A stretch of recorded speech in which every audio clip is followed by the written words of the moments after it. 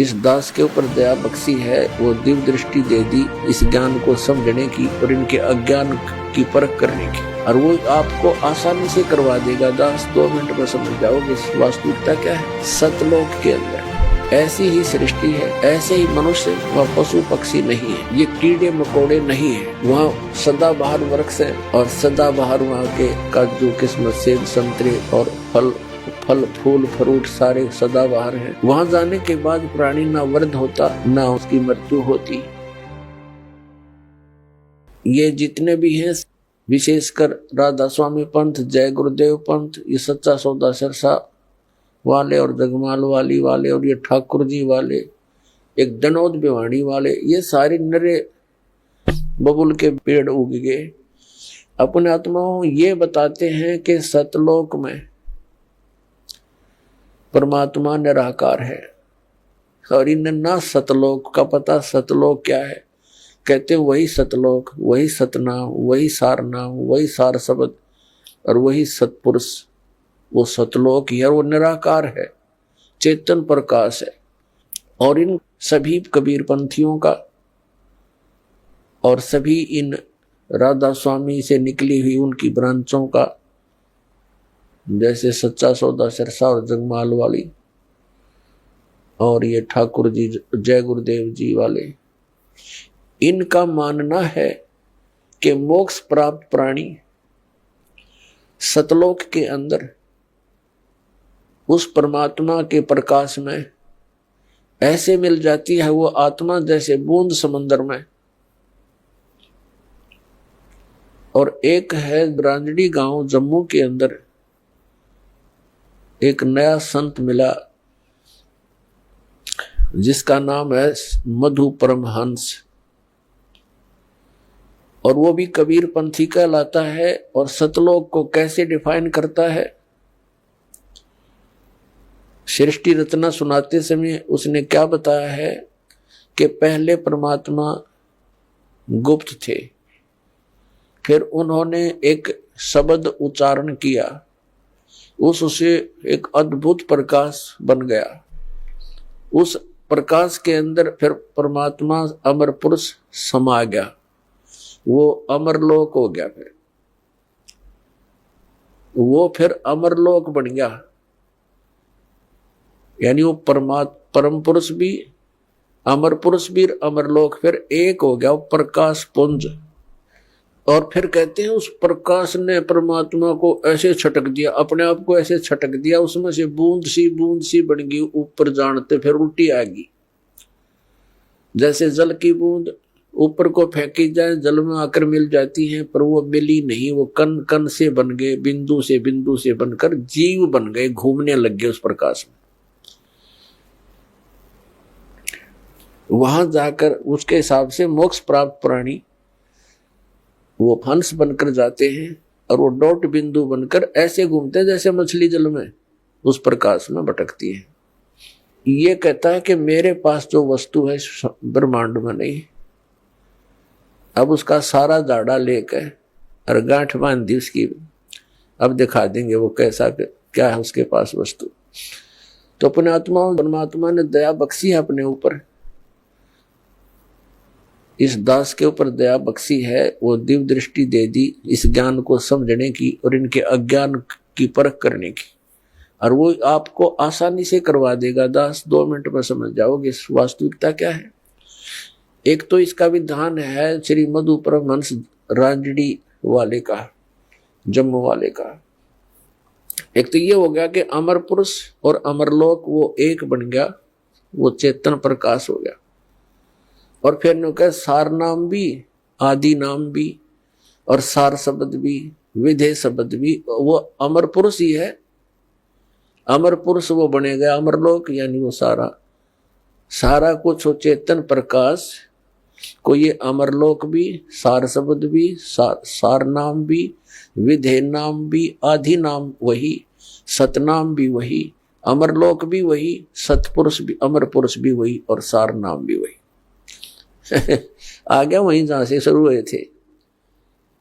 ए भगवान, ये बोली आत्माओं को क्या पता भी महात्मा जी पहुंचे होंगे, सतलोक देख कर आएंगे। खक देखा उन्हें सतलोक के अंदर ऐसी ही सृष्टि है, ऐसे ही मनुष्य, वह पशु पक्षी नहीं है, ये कीड़े मकोड़े नहीं है जो वहाँ सदाबहार वृक्ष हैं और सदाबहार वहाँ के काजू किस्मत सेब संतरे और फल फूल फ्रूट सारे सदाबहार हैं। वहां जाने के बाद प्राणी ना वृद्ध होता ना उसकी मृत्यु होती। अपने आत्मा यदि हमने वहां जाकर के नए धक्के खाने हैं, डोट बनकर घूमना, क्या आनंद होया? वो खाक आनंद है। मोक्ष का अर्थ होता है वो जिसके ऊपर जैसे कोई बंधन में ना हो। हम यहाँ कर्मों के बंधन से बंधे हुए हैं, वहां कर्म नहीं है। निष्कर्म में मोक्ष प्राप्त होता है, बिना किए प्राप्त होती हैं सब सुविधाएं, उसको निष्कर्म में मुक्ति मानते हैं। तो वहां जाने के बाद देखो, आप देखते हैं प्रत्येक व्यक्ति चाहता है काम थोड़ा करूं, ना करूं तो घना बढ़िया और सुविधा सारी हो। तो ये हमने कहा, यह आभास कहां से हुआ? क्योंकि हम ऐसे स्थान पर रहते थे, वहां हमने काम तो करना ही नहीं पड़ा था, सुविधा नरी थी, आगे पड़ी रही थी। फिर दूसरा कोई बूढ़ा होना नहीं चाहता, वृद्ध अवस्था को कति पसंद नहीं करते, यानी 80 साल तक भी बाल काले करते रहे हैं और दांत कृत्रिम टडवाए ले हैं, और कुछ थोड़ी बहुत सेहत बूढ़ा सा ना दिखो है। और फिर मृत्यु कोई नहीं चाहता, और दोनों कंपलसरी। ये तो यहाँ का यूनिवर्सल ट्रूथ है, हार्ड एंड फास्ट रूल है तो इसका कि वृद्ध भी होगा और मृत्यु भी होगी, और हम दोनों पसंद नहीं करते, दोनों कंपलसरी होंगी यहाँ पर।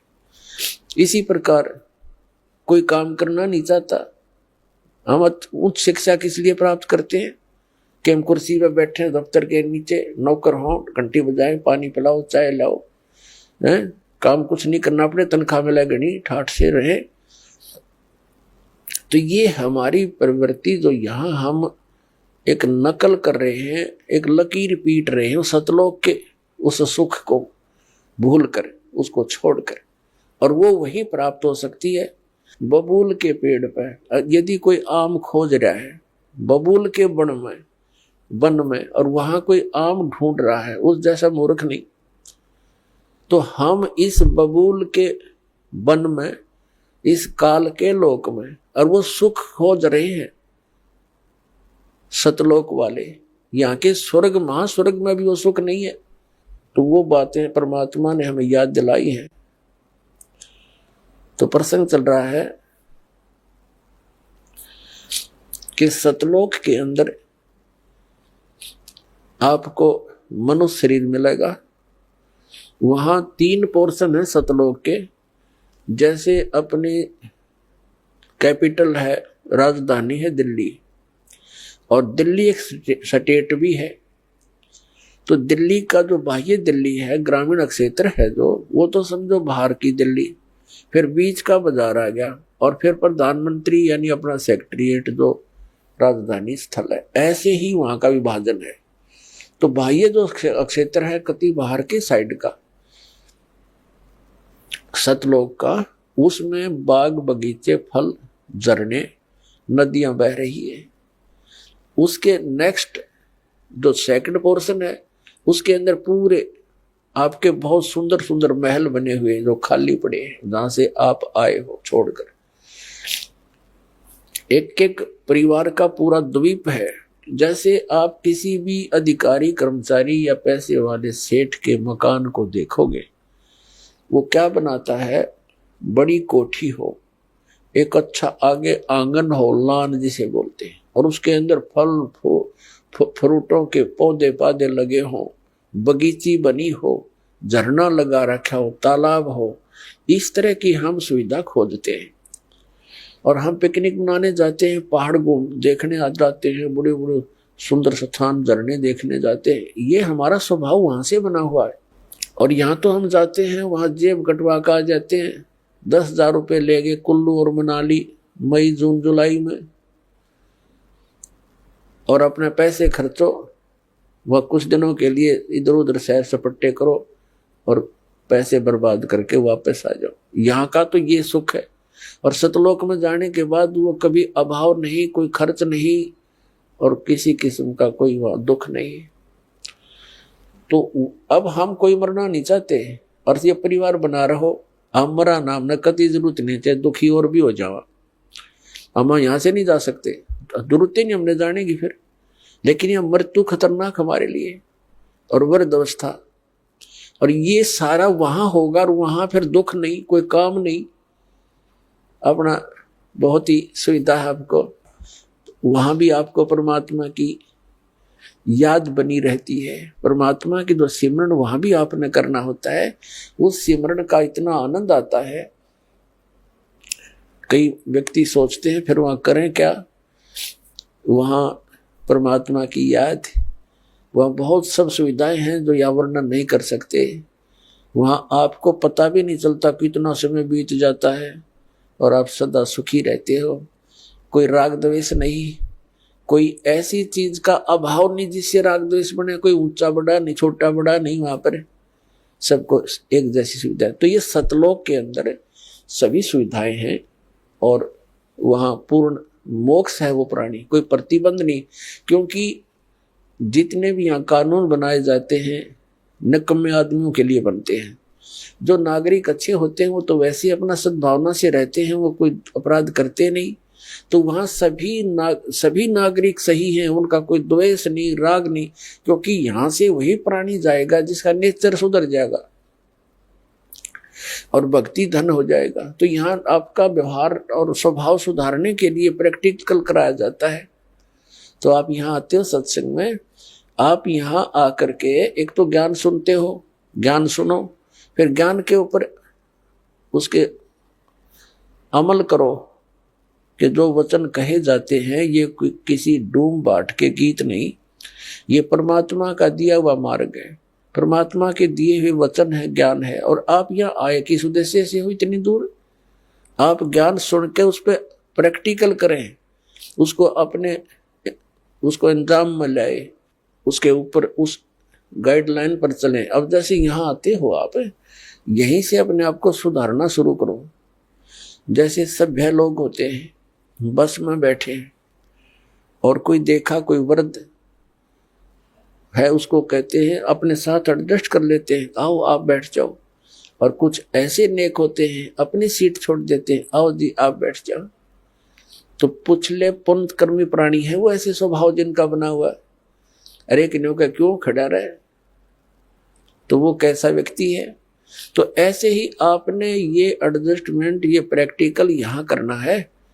किस चीज की कोई अभाव हो भी जाए तो उसमें ज्यादा व्याकुल नहीं हो, अपने आप को एडजस्ट करना सीखे, एक दूसरे को अपने साथ सेट करके अपना टाइम ऐसा बढ़िया बितावा। 3-4 दिन यहाँ रहो इतने, तो इसी प्रकार हम यहाँ उन्हीं को वहां जाएगा जिसका स्वभाव भी बदलेगा और आपका अंदर अभिमान कम हो जाएगा। अभिमानी प्राणी वहां नहीं जा सकता। तो यहाँ से आपको बिल्कुल सुधार के और भक्ति से परिपूर्ण करके तो वहां भेजा जाएगा। तो वो व्यक्ति फिर वहां जाकर एक सभ्य समाज बन जाएगा। वहां विकार होते ही नहीं, क्योंकि वो शरीर ऐसा नहीं है, वहां विकार नहीं। तो कहने का भाव ये है कि वहां जाकर के हमने वो सब सुख प्राप्त होंगे और हम सभी वहां रहा करते थे। वहां आपके आज भी जो कि तुम महल बरकरार हैं, आपका बहुत बड़ा स्थान है, हरे भरे वहां पर फलदार वृक्ष हैं, सदाबहार वृक्ष हैं और वहां किसी चीज का अभाव नहीं, वहां जन्म मृत्यु नहीं होता, वहां पर वृद्ध अवस्था नहीं है, वहां मृत्यु नहीं है। आपके घर पर जितने भी आपके बच्चे जन्म लेंगे वो आपकी पुण्यात्मा होंगी और आप पहले वहां चले जाओगे। इसी प्रकार से वो इसी साधना से वो भी आपके पास वहां पहुंचेंगे और आपका फिर ज्यों का त्यों एक परिवार जुड़ेगा। अपने आत्माओं जिस लोक में आप रह रहे हो ये लोक रहने का है। हमारे तक इस काल में गहनी भांग प्या रखी है और हम इसी में मस्त, हमने ज्यादा दिखाई नहीं देता। अब आपका परिवार है, आपके बच्चे हैं, रिश्तेदार हैं, भाई बहन, पति पत्नी, आपको कितने प्यारे लगते हैं। और तो मकान बनाकर आप आराम से रह रहे हो, कितना अच्छा लगता है। और 1 सेकंड में मृत्यु हो जाए तो खा कहिए ये क्या है आपका है, काया तेरी है नहीं, ये माया कहां से हो। परमात्मा कहते शरीर तेरा नहीं, और तू चुप क्या बैठा पलटा गए, और कोठी और बंगला गए, फैक्ट्री और इनके कहां मती मारेगी तुम्हारी, क्योंकि ये ज्ञान की कमी के कारण हम यही चिपक गए। और वहां जाएंगे हम, कभी मृत्यु नहीं, वृद्धावस्था नहीं, कोई वृद्ध होना नहीं चाहता और कोई मरना नहीं चाहता। अंतिम सांस तक भी न सोचे, एक सांस हो राजा भगवान 10 दिन और मिल जाए और फिर भी मृत्यु होगी। तो ऐसे लोक में हम रह रहे हैं, तो ये मृत्यु तो डेफिनेट है, लेकिन इस मृत्यु से पहले तो क्रिया दास आपको बताएगा ये कर लेना बस, और फिर मालिक पर छोड़ दो। आप सतलोक ले जाओगे, वहां जाने के बाद फिर पुनर्जन्म आपका नहीं होगा। कहते हैं भक्ति बीज होए जो हंसा, और तारों तास के 71 वंशा। 101 पीढ़ी पार होगी आपकी, जो सच्चे दिल से लगे रहे आप, क्योंकि आप दृढ़ होगे तो आपके बच्चे दृढ़ होंगे।